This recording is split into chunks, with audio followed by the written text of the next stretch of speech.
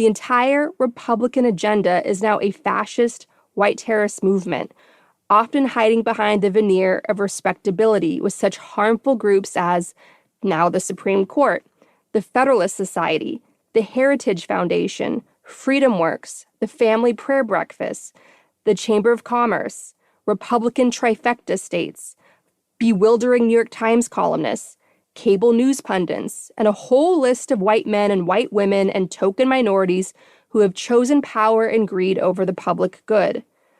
And they're doing it against the will of much of their hostage states, known as so-called red states. In Texas, for instance, if 11,000, only 11,000, in a state as large as Texas, if only 11,000 votes had flipped across 9 districts in 2020, Republicans in Texas wouldn't have had the power to ban abortions and pass one of the most restrictive voter suppression laws in the country. This comes according to a great group we should all be supporting and following called the State Government Citizens Campaign, a group of like-minded people working, volunteers, community organizers working to flip state governments from red to blue to avoid tragedies like what's unfolding in Texas.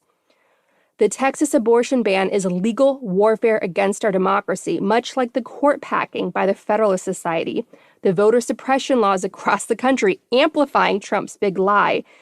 All of that paid for by massive amount of dark money. Look at Jane Mayer's piece recently in the New Yorker, all about the dark money that's fueling these voter suppression lies, all based on Trump's big lie